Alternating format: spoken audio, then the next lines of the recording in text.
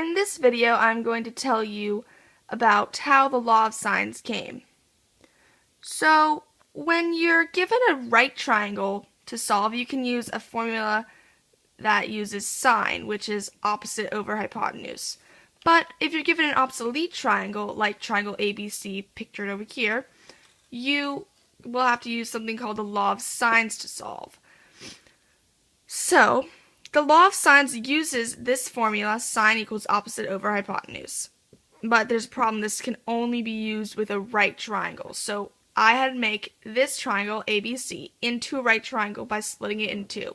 So now I actually have two right triangles, not just one.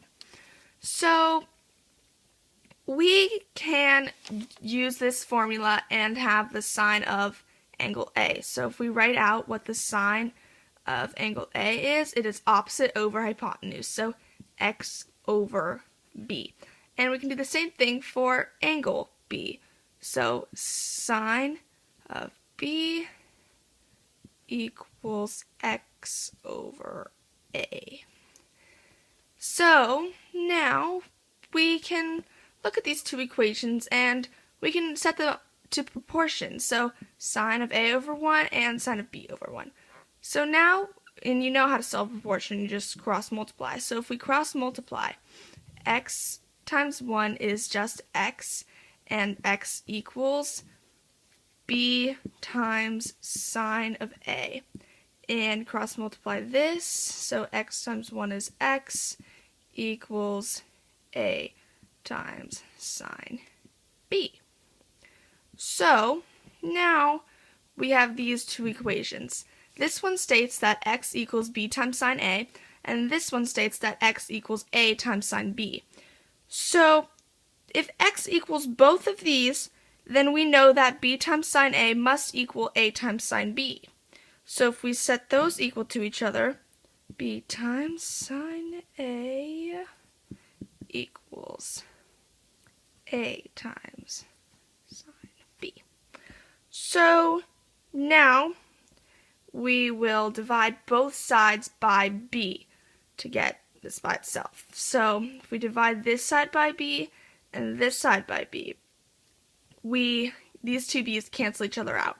So now we just are left with sine A equals a times sine of b over b. So now we can divide both sides by a little a to get this by itself. So we can divide sine A by A and this side by A. So these two small a's cancel each other out. So now we are left with sine A over A equals sine B over B. So this is the start of our law of sines formula. So if I were to do another proportion, which I could for angle C, and have C and draw a line there and X, and then we would just get our third part, which states that sine C over C is equal to sine B over B, and it's equal to sine A of A. So this formula, our final three pieces, is the law of sines.